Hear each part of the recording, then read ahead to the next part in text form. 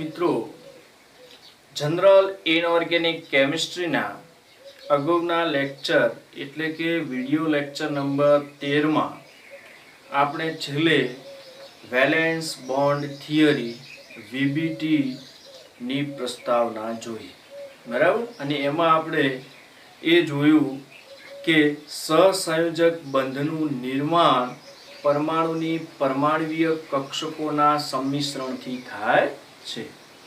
આ લેક્ચરમાં આપણે આગળ વીબીટી માં જોઈએ, તો ધ્યાન આપજો વિદ્યાર્થી મિત્રો। વીબીટી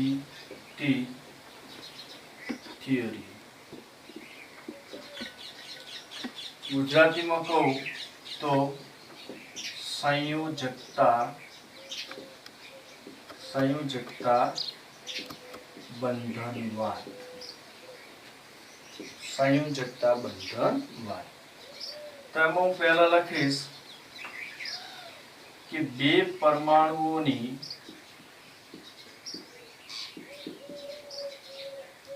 પરમાણ્વીય કક્ષકોના પણ કેવી પરમાણ્વીય કક્ષકો, તો બ્રેકેટમાં લખી દઉં અર્ધપૂર્ણ ભરાયેલી કક્ષકોના સંમિશ્રણ એટલે કે ઓવરલેપિંગ। સંમિશ્રણ એટલે ઓવરલેપિંગ થી સહસંયોજક બંધનું નિર્માણ થાય છે। તો જે મેં અગાઉના વિડીયોમાં કીધું એ જ પ્રમાણે મિત્રો અહીં અર્ધપૂર્ણ ભરાયેલી કક્ષકો, બે પરમાણ્વીય કક્ષકો જ્યારે સંમિશ્રણ પામશે ત્યારે એ બે પરમાણુઓ વચ્ચે સહસંયોજક બંધનું નિર્માણ થશે। અહીંયા હું કક્ષકને બ્રેકેટ વડે દર્શાવું તો પરમાણુ એ હોય અને પરમાણુ બી હોય, તો પરમાણુ એ ની કક્ષક પણ અર્ધપૂર્ણ ભરાયેલી અને પરમાણુ બી ની કક્ષક પણ અર્ધપૂર્ણ ભરાયેલી હોય, તો જ્યારે આ બે કક્ષકો ઓવરલેપિંગ પામે ત્યારે ત્યાં બંધનું નિર્માણ થતું હોય છે। હવે અહીંયા તમે જુઓ ઓવરલેપિંગ, હું સંમિશ્રણને ઓવરલેપિંગ એટલે લખીશ। ઓવરલેપિંગ એટલે પરમાણ્વીય કક્ષકોના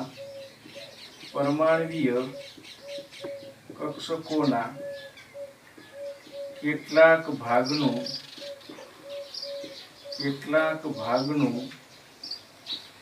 શેરિંગ થવું। ઠીક। હવે જે પરમાણ્વીય કક્ષકોનું ઓવરલેપિંગ એટલે શું? તો કેટલાક ભાગની શેરિંગ થવું એટલે કે કેટલાક ભાગમાં ભાગીદારી થવી। કોની ભાગીદારી થવી? પરમાણ્વીય કક્ષકોની। લુઈસ અગાઉ શું કહેતો હતો કે બંધ બનવા માટે ઇલેક્ટ્રોનની ભાગીદારી થવી જોઈએ, જ્યારે વીબીટી પ્રમાણે પરમાણ્વીય કક્ષકોની ભાગીદારી થવી પડે, એટલે કે બે પરમાણુની અર્ધપૂર્ણ ભરાયેલી પરમાણ્વીય કક્ષકો જ્યારે શેરિંગ કરે છે, ઓવરલેપિંગ કરે છે, ત્યારે તેમના વચ્ચે સહસંયોજક બંધનું નિર્માણ થાય છે। હવે અહીંયા ધ્યાન રાખજો કે મેં તમને સહસંયોજકમાં એક વિશિષ્ટ પ્રકારનો સહસંયોજક બંધ સમજાયો, જેને આપણે શું કીધું? સવર્ગ સહસંયોજક બંધ। તો એ પણ લખી દઉં કે સવર્ગ સહસંયોજક બંધમાં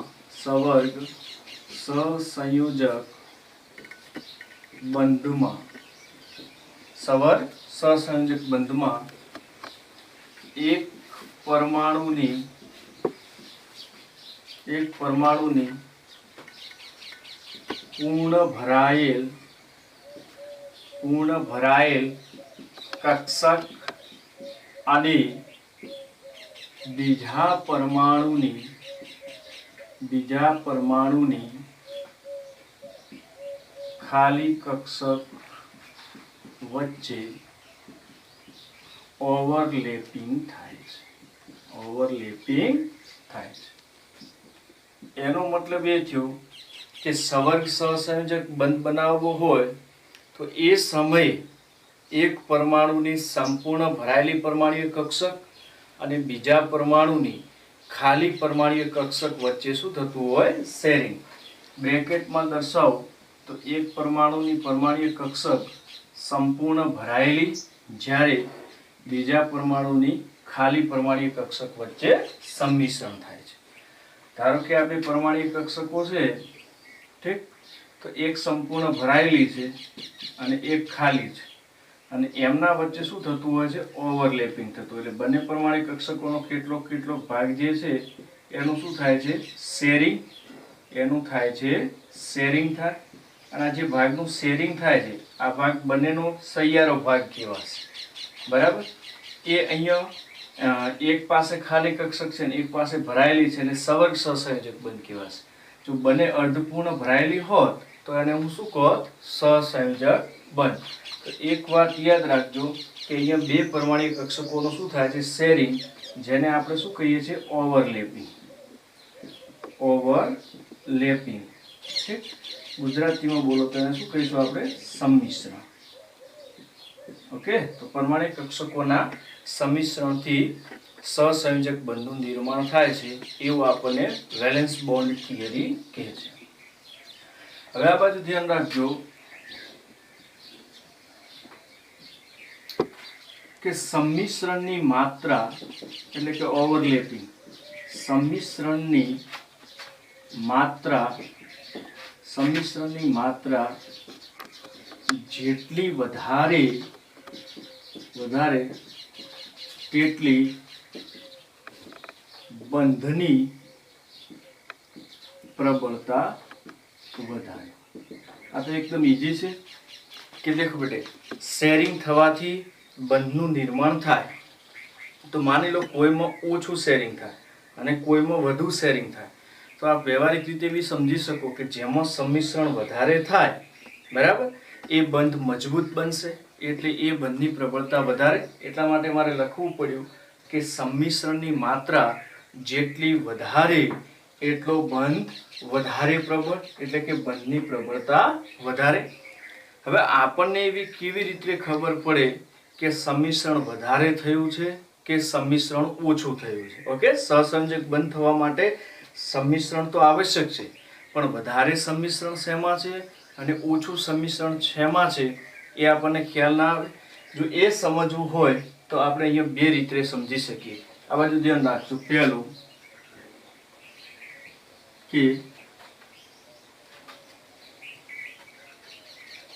કે સંમિશ્રણ ચલે છે ડાયરેક્શનલ કેરેક્ટર.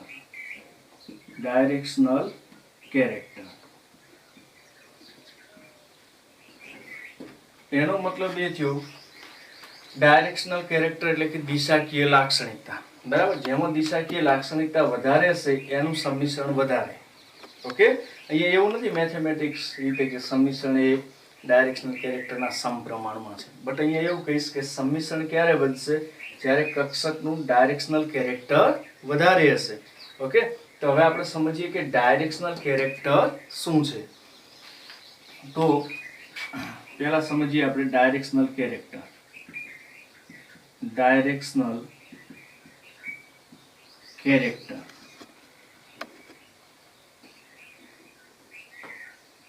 એમાં હું એવું લખીશ, ડાયરેક્શનલ કેરેક્ટરમાં એવું લખીશ કે જુદી જુદી દિશાઓમાં ઇલેક્ટ્રોન ડેન્સિટી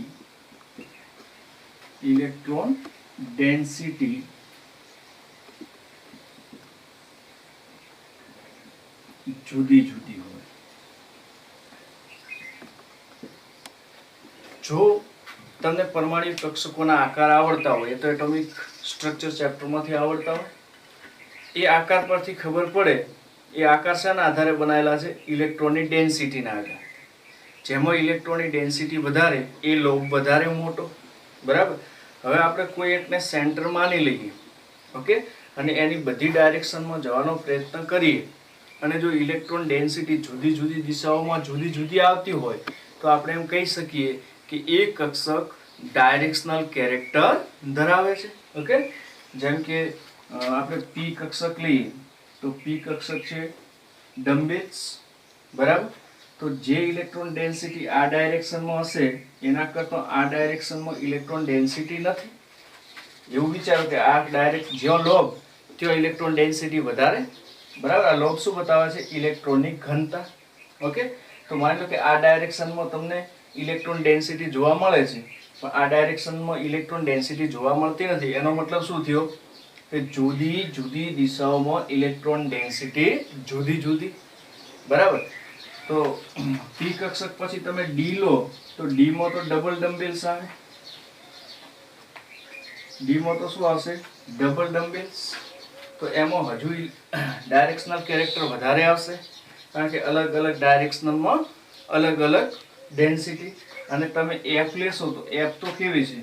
એફ કક્ષક પતંગી આકાર, બરાબર. 4 લોબ હોય ને એની અંદર તો 1 2 3 4 1 2 3 4, બરાબર. આ એકબીજા સાથે જોડાયેલા હોય, બરાબર. આવી એફ કક્ષક. તો એફ કક્ષકમાં તો અલગ અલગ આપણે બધી જેટલી પોસિબલ છે એટલી બધી ડાયરેક્શનલ વિચારવાની. ઓકે, હું શું કહું છું સમજો છો? પોસિબલ ડાયરેક્શનલ વિચારો. અને સેન્ટર માં વિચારો તો આ બાજુ ઇલેક્ટ્રોન ડેન્સિટી અલગ હશે, આ બાજુ અલગ હશે, આ બાજુ અલગ હશે. મતલબ ડિફરન્ટ ડાયરેક્શનલમાં ઇલેક્ટ્રોન ડેન્સિટી ડિફરન્ટ હોય. જુદી જુદી દિશાઓમાં ઇલેક્ટ્રોન ડેન્સિટી જુદી જુદી હોય તો આપણે એને શું કહીએ છીએ? Directional character. આપણે ડાયરેક્શનલ કેરેક્ટર શું શા માટે સમજીએ છીએ? બરાબર વિચારજો. કારણ કે આપણે શું જોવું છે? સંમિશ્રણની માત્રા. સંમિશ્રણની માત્રા કેમ જોવી છે? કારણ કે સંમિશ્રણની માત્રા જેટલી વધારે હશે એટલો બંધ કેવો હશે? પ્રબળ. તો આપણે બંધની પ્રબળતા જોવી હોય કે શેમાં પ્રબળ બંધ છે અને શેમાં નિર્બળ બંધ છે, તો શું જોવું પડે? Directional character. તો ડાયરેક્શનલ કેરેક્ટર કેવી રીતે જોવાય? કે ભાઈ કોઈ પરમાણિક કક્ષકો છે એના તમને આકાર આવડતા હોય તો તમે એ આકાર પ્રમાણે જોઈ શકો કે અગર અલગ અલગ દિશાઓમાં ઇલેક્ટ્રોન ઘનતા તમને જુદી જુદી માલુમ પડે તો તમારે એમ કેવું કે એ કક્ષકો કેવું નેચર ધરાવે છે? ડાયરેક્શનલ નેચર ધરાવે છે. ઓકે, ડાયરેક્શનલ કેરેક્ટર જોયા પછી હવે આપણે નોન ડાયરેક્શનલ કેરેક્ટર જોઈએ. ઓકે, તો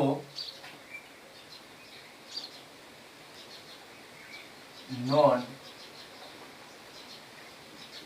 ડાયરેક્શનલ કેરેક્ટર.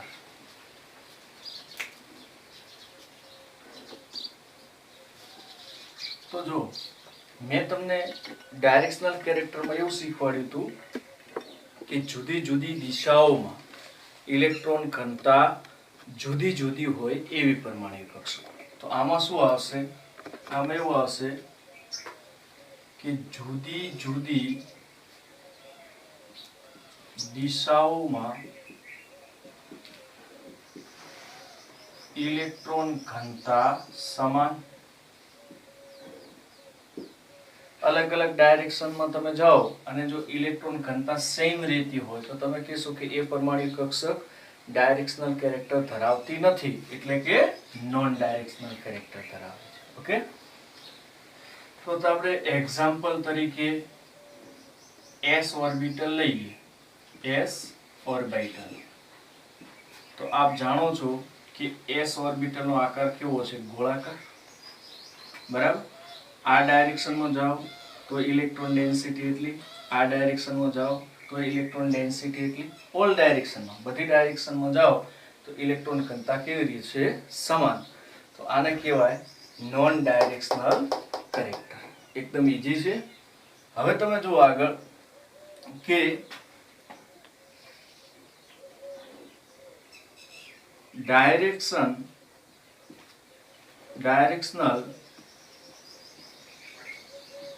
કેરેક્ટર ક્યારે વાપરવું? સમજો. આપણે અહીંયા નક્કી શું કરવી છે? બંધની પ્રબળતા. એના માટે શું જોઈએ છે? Directional character. એમાં બે હોય, ડાયરેક્શનલ કેરેક્ટર અને નોન ડાયરેક્શનલ કેરેક્ટર. તો ડાયરેક્શનલ કેરેક્ટર ક્યારે વાપરવું, તો હું કહીશ કે જ્યારે કક્ષકોનો મુખ્ય ક્વોન્ટમ આંક અથવા એને આપણે કહીએ છીએ, અથવા એને શું કહીએ છીએ, કક્ષા ક્રમાંક n સમાન હોય ત્યારે.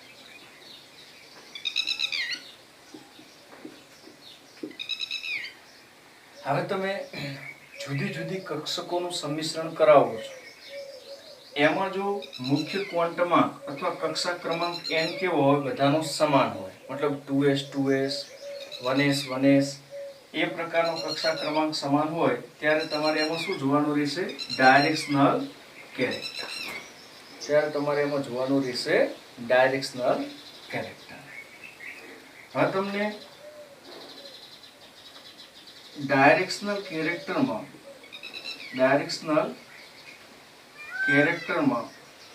ઓર્ડર આવડે કે s નું સૌથી ઊંચું, કારણ કે નોન ડાયરેક્શનલ છે.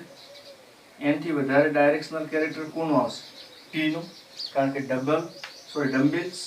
એનથી વધારે કોનું આવશે, d નું, અને એનથી વધારે કોનું આવશે, f. તો એક તો આ તમને ખબર હોવી જોઈએ કે ડાયરેક્શનલ કેરેક્ટરમાં સૌથી ઓછું ડાયરેક્શનલ કેરેક્ટર s નું છે, માનો કે નોન ડાયરેક્શનલ છે. એનથી વધારે p, એનથી વધારે d અને એનથી વધારે f. ડાયરેક્શનલ કેરેક્ટર ક્યારે વાપરશો, જ્યારે મુખ્ય ક્વોન્ટમ આંક n કેવો હોય, સમાન. હવે એનું ઉદાહરણ તમને હું આ રીતે સમજાવવાનો પ્રયત્ન કરીશ કે તમે ઓવરલેપિંગમાં એવું જુઓ કે 2s ઓર્બિટલ વચ્ચે ઓવરલેપિંગ થતું હોય, 2p વચ્ચે ઓવરલેપિંગ થતું હોય, બરાબર. અને આ ઓવરલેપિંગમાં તમને સંમિશ્રણની માત્રા પૂછે, સંમિશ્રણની માત્રા. ધારો કે પહેલા ઓવરલેપિંગને આપણે સ્મોલ a કહીએ અને બીજાને કહીએ b, તો a વાળું સંમિશ્રણ વધારે કે b વાળું સંમિશ્રણ વધારે? કારણ કે જેટલું સંમિશ્રણ વધારે એટલી બોન્ડની સ્ટ્રેન્થ વધારે, એટલે કે બંધ પ્રબળતા વધારે. તો પહેલા મેં અહીંયા શું લખ્યું કે મુખ્ય ક્વોન્ટમ આંક એટલે કે કક્ષા ક્રમાંક n કેવો હોય, સમાન. તો અહીંયા જો પહેલામાં a માં કક્ષા ક્રમાંક છે 2 આને બેટા કક્ષા ક્રમાંક કહેવાય, ઠીક. બીજામાં પણ કક્ષા ક્રમાંક કેવો છે, 2 એનો મતલબ કે a જોડીમાં અને b જોડીમાં થતા સંમિશ્રણમાં કક્ષા ક્રમાંક 2 માં સમાન છે. કક્ષા ક્રમાંક સમાન હોય ત્યારે તમારે શું જોવાનું, ડાયરેક્શનલ કેરેક્ટર. તો આ બાજુ જશો તો s કરતો p માં તમને શું વધારે જોવા મળશે, બોલો? ડાયરેક્શનલ કેરેક્ટર કેવું જોવા મળશે, વધારે. જેમાં ડાયરેક્શનલ કેરેક્ટર વધારે એની બોન્ડ સ્ટ્રેન્થ વધારે. કેમ બોન્ડ સ્ટ્રેન્થ વધારે? કારણ કે ઓવરલેપિંગ એટલે કે સંમિશ્રણ એમાં કેવું જોવા મળશે તમને, વધારે. તો જે સંમિશ્રણની માત્રા છે એ શેમાં વધારે આવશે, b માં. કોના કરતો, a કરતો, કારણ કે b માં શું વધારે છે, ડાયરેક્શનલ કેરેક્ટર. s તો નોન ડાયરેક્શનલ છે, p માં ડાયરેક્શનલ કેરેક્ટર s કરતો વધારે, એના કરતો d માં વધારે અને એના કરતો f માં વધારે. ઓકે. હવે તમે અહીંયા તમને હું કહી દઉં કે સંમિશ્રણની માત્રા ચલે છે બોન્ડ સ્ટ્રેન્થ, અને બોન્ડ સ્ટ્રેન્થ ચલે છે બોન્ડ એનર્જી, અને બોન્ડ એનર્જી ચલે છે 1/બોન્ડ લેન્થ. આ તો તમને ખબર જ હશે કે જેટલી સંમિશ્રણની માત્રા વધારે એટલો બોન્ડ પ્રબળ, જેટલો બંધ પ્રબળ એટલો એને તોડવા માટે એનર્જી શું આપવી પડે, વધારે. એટલે એની બોન્ડ એનર્જી વધારે. જેની બોન્ડ એનર્જી વધારે એની બોન્ડ લેન્થ ઓછી, કારણ કે તમને ખબર છે કે બંધ જેટલો લાંબો હશે એટલી ઉર્જાની કેવી હશે? ઓછી, કારણ કે એને સરળતાથી તોડી શકાશે. પણ બંધ લંબાઈ જેટલી ઓછી હશે, બંધ લંબાઈ જેટલી ઓછી હશે એટલી બંધ ઉર્જા વધારે હશે, કારણ કે નજીક સેન્ટ્રોનું એટ્રેક્શન એના પર વધારે હશે, એટલે બંધની પ્રબળતા વધારે હશે. ઓકે, એક બીજું ઉદાહરણ બી જોઈએ આપણે આમાં. તો બીજા ઉદાહરણમાં તમને એવું આપે કે ભાઈ 3s પ્રકારનું સંમિશ્રણ, ઠીક, 3p પ્રકારનું સંમિશ્રણ અને 3d પ્રકારના સંમિશ્રણમાં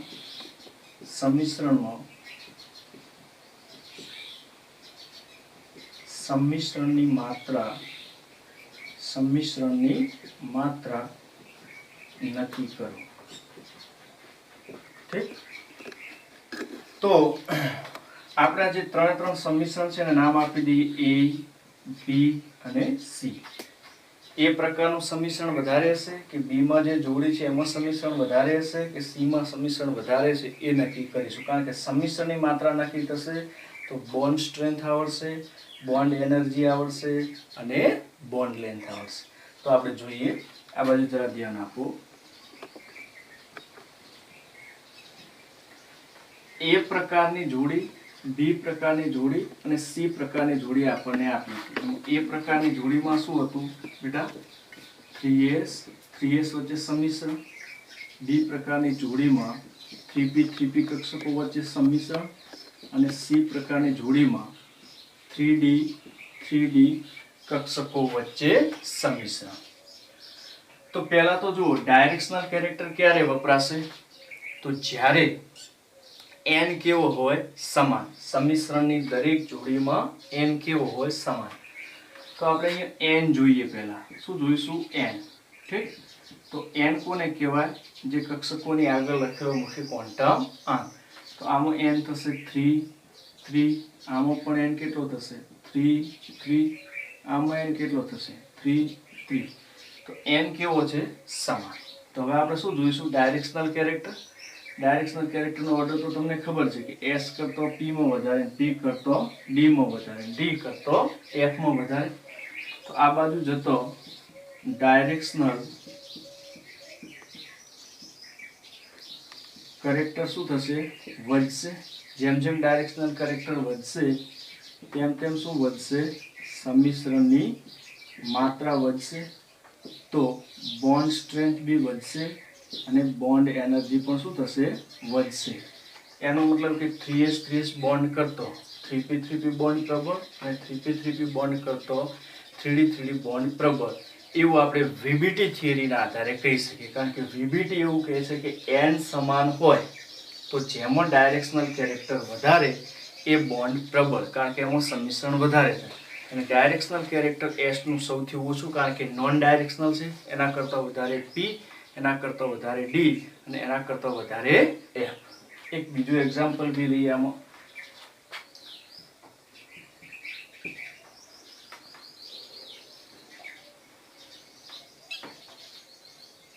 ટુ એસ 2p. બરાબર. આમાં આપણને સંમિશ્રણની માત્રા પૂછે, આને આપણે a કહીએ અને આને શું કહીશું? b. બેટા હવે આમાં શું જોશો? n. આમાં n કેટલો? 2 અને આમાં n કેટલો? 2. જ્યારે તમને n સમાન મળી જાય ત્યારે તમારે સીધું શું જોવાનું? Directional character. તો 2s પ્રકારની પરમાણિક કક્ષકોમાં ડાયરેક્શનલ કેરેક્ટર છે નહીં. 2s 2p પ્રકારના સંમિશ્રણમાં 2p માં તમને જોવા મળશે શું? Directional character. તો ઓલ ઓવર એવું થાય કે a થી b તરફ જઈએ એમ ડાયરેક્શનલ કેરેક્ટર ઇન્ક્રીઝ થતું જાય. એટલે કે સંમિશ્રણ, એને આપણે ઓવરલેપિંગ પણ કહીએ. સંમિશ્રણ વધતું જાય, બોન્ડ સ્ટ્રેન્થ વધતી જાય, બોન્ડ એનર્જી પણ શું થતી જાય? વધતી જાય. તો જે સંમિશ્રણની માત્રા છે વિદ્યાર્થી મિત્રો, એ સંમિશ્રણની માત્રા આવશે b greater than એ, કારણ કે બી માં શું જોવા મળે છે? Directional character. મિત્રો, સંમિશ્રણની માત્રા આપણે ડાયરેક્શનલ કેરેક્ટરની મદદથી જાણીએ, પણ એમાં મેં એવું કીધેલું કે જો n સમાન હોય તો જ તમારે ડાયરેક્શનલ કેરેક્ટર યુઝ કરવું. બટ માની લો કે એવા એક્ઝામ્પલ આવે કે જેમાં n ડિફરન્ટ હોય, તો n ડિફરન્ટ હોય ત્યારે સંમિશ્રણની માત્રા કેવી રીતે નક્કી કરવી? કારણ કે સંમિશ્રણની માત્રા આવડે તો જ આપણને બંધની પ્રબળતા વિશે ખ્યાલ આવે. ઓકે, તો આપણે એવી સિચ્યુએશનમાં, કેવી સિચ્યુએશન કે જેમાં n જુદો જુદો હોય અને આપણે બંધની પ્રબળતા નક્કી કરવી હોય તો કેવી રીતે કરી શકીએ એ શીખી. તો આ બધું ધ્યાન રાખજો.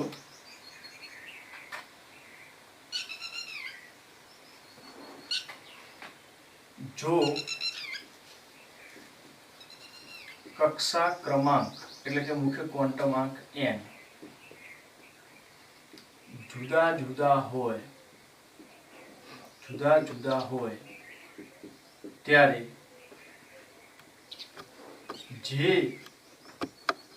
ત્યારે સંમિશ્રણ પામતી જે પરમાણ્વીય કક્ષકો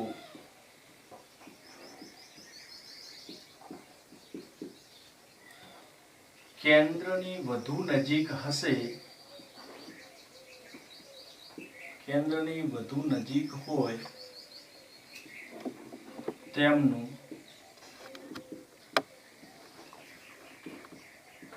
સંમિશ્રણ વધુ. હવે આમાં તમે સમજો કે જો કક્ષા ક્રમાંક n કેવા આપ્યા હોય તમને જુદા જુદા, તો એ સમયે સંમિશ્રણ પામતી પરમાણ્વીય કક્ષકો પૈકી જે કેન્દ્રની વધુ નજીક હોય એમનું સંમિશ્રણ વધુ. હવે કેન્દ્રથી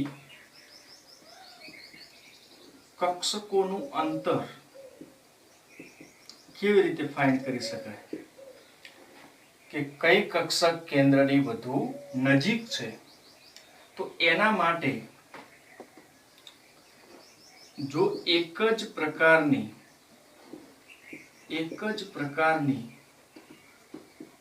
કક્ષા એટલે કે એક જ પ્રકારની કક્ષા હોય તો S કેન્દ્રની વધુ નજીક, n થી દૂર P, n થી દૂર D અને n થી દૂર F. આ શેનો ઓર્ડર છે? કેન્દ્રથી અંતર.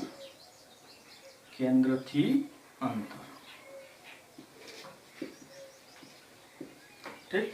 ધારો કે મારો કહેવાનો મીનિંગ એવો છે કે ત્રીજા નંબરની કક્ષા છે.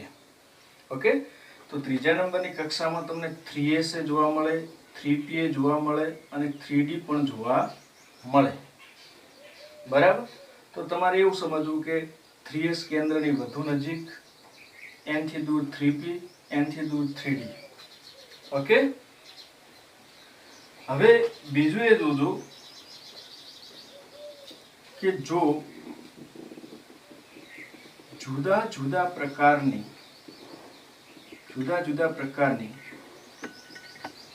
કક્ષા n હોય તો એમનું જે કેન્દ્રથી અંતર છે વિદ્યાર્થી મિત્રો, એમનું જે કેન્દ્રથી અંતર છે એ પહેલી કક્ષા, n થી દૂર બીજી કક્ષા, n થી દૂર ત્રીજી કક્ષા અને n થી દૂર ચોથી કક્ષા. ઓકે, ધારો કે 2s અને 3s નો કેસ આવે તો કેન્દ્રની વધુ નજીક કોણ હશે? 2s. તો અહીંયા આપણે એ સમજવા જઈ રહ્યા છીએ કે જો કક્ષા ક્રમાંક n જુદા જુદા હોય તો સંમિશ્રણની માત્રા નક્કી કરવી હોય તો તમારે સેન્ટરની નજીક કોણ છે એ જોવું જોઈએ. સેન્ટરથી નજીક કોણ છે એ ચેક કરવા માટે મેં તમને એવું કીધું કે એક કક્ષા હોય, એક જ કક્ષા, તો s વધુ નજીક, n થી દૂર p, n થી દૂર d, n થી દૂર f. બરાબર. અને જુદા જુદા નંબરની કક્ષા હોય તો પહેલી કક્ષા બધાને ખબર છે, પહેલી કક્ષા કેન્દ્રની નજીક, પછી બીજી કક્ષા, પછી ત્રીજી કક્ષા, એમ. હવે આવો એક કેસ લઈએ આપણે કે તમને સંમિશ્રણની જોડી આપી હોય 1s 1s 2s 2s 3s 3s. Okay, તો આમાં સંમિશ્રણની માત્રા નક્કી કરો. સંમિશ્રણની માત્રા નક્કી કરો એમ તમને પૂછે. તો અહીંયા પહેલા તમારે શું જોઈ લેવાનું? એ આપણે નામ બી આપી શકીએ. માની લો કે આ એ છે, આ સંમિશ્રણ પામતી જોડ બી, આ સંમિશ્રણ પામતી જોડ સી. તો કઈ જોડનું સંમિશ્રણ વધારે હશે? અથવા આ ત્રણ પરમાણ્વીય કક્ષકોથી બનતા બંધ પૈકી કયો બંધ પ્રબળ હશે એ નક્કી કરવું હોય તો પહેલા તમારે શું જોવું પડશે? n. તો દેખો બેટા, એમાં છે n કેટલો? 1 1. બી માં કેટલો છે? 2 2. અને સી માં કેટલો છે? 3 3. એટલે કે 1 1 2 2 અને 3 3. એનો મતલબ કે n જુદો છે. n જુદો હોય તો તમારે શું જોવાનું કે આ પૈકી કઈ કક્ષકોની જોડ અથવા સંમિશ્રણ પામતી કક્ષકોની કઈ જોડ સેન્ટરની વધુ નજીક છે? તો સીધી વાત છે કે 1 1 વધારે નજીક. એનો મતલબ કે અહીંયા 3 થી 1 માં આવશો એમ તમે ક્યાં જશો? કેન્દ્રથી નજીક. બરાબર, નજીક જવાની ટેન્ડન્સી વધશે. એમ એનું શું વધારે વધશે? ઓવરલેપિંગ. એટલે કે એમ એનું શું વધશે? સંમિશ્રણ. ઓકે, તો ઓવરલેપિંગ નો ઓર્ડર લખું હું. ઓવરલેપિંગ, તો એમાં વધારે ઓવરલેપિંગ, બી માં એના કરતો ઓછું ને સી માં સૌથી ઓછું. એનું રીઝન શું જોયું કે અહીંયા n ડિફરન્ટ છે.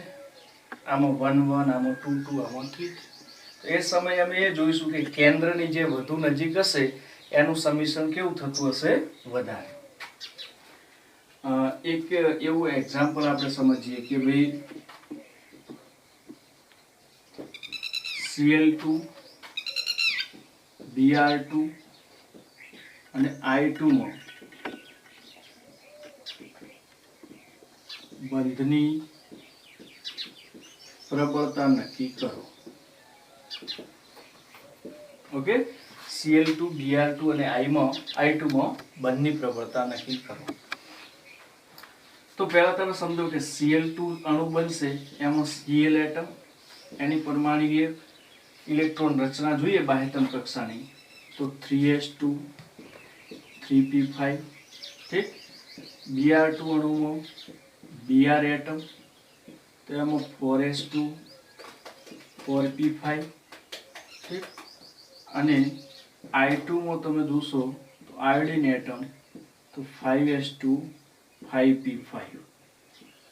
એનો મતલબ એ થયો કે Cl2 અણુમાં આ જ કક્ષકમાં તમને અનપેડ ઇલેક્ટ્રોન જોવા મળશે ને. આપણે તો પાછો કયો લેવાનો? હાફ ભરાયેલો. એટલે હાફ ભરાયેલો, S તો સંપૂર્ણ ભરાયેલી, P ના 5 એટલે 2 ભરાયેલી હશે ને 1 બાકી હશે.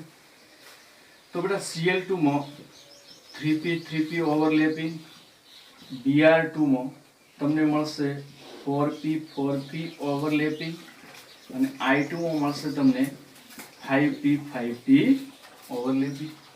ઠીક.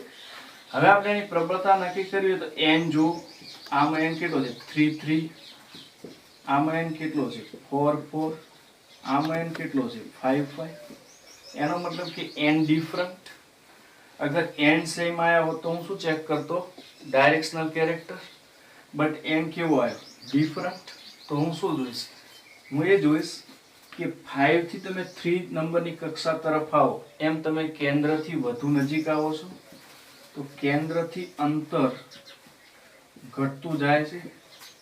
કેન્દ્રથી અંતર શું થાય છે? ઘટતું જાય છે. કેન્દ્રથી જેમ જેમ અંતર ઘટશે એમ એનું ઓવરલેપિંગ શું થતું જશે? વધશે. એમ બોન્ડ એનર્જી વધશે અને બોન્ડ સ્ટ્રેન્થ પણ શું થશે? વધશે. ઠીક. તો તમે બોન્ડ સ્ટ્રેન્થ પૂછી હોય, બરાબર, બંધની પ્રબળતા પૂછી છે, તો તમે કહેશો કે Cl2 નો બંધ પ્રબળ, n થી ઓછો Br2 નો અને n થી ઓછો I2.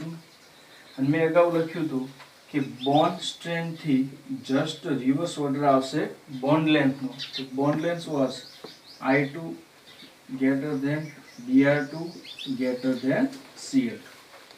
તો વિદ્યાર્થી મિત્રો VBT કોન્સેપ્ટમાં ઓવરલેપિંગ મહત્વનું છે. અને ઓવરલેપિંગ તો મેં તમને કીધું કે બે અર્ધપૂર્ણ ભરાયેલી કક્ષકો સંમિશ્રણ પામે તો સહસંયોજક બંધ, એક ફૂલ ભરાયેલી અને એક ખાલી સંમિશ્રણ પામે તો સવર્ગ સહસંયોજક બંધ. પણ મહત્વની વાત એ હતી કે કયું સંમિશ્રણ વધારે, કારણ કે જેટલું સંમિશ્રણ વધારે બંધ એટલો પ્રબળ. તો એમાં આપણે બે કેસ જોયા. એક કેસ એવો જોયો કે n ડિફરન્ટ હોય. શેમાં n ડિફરન્ટ?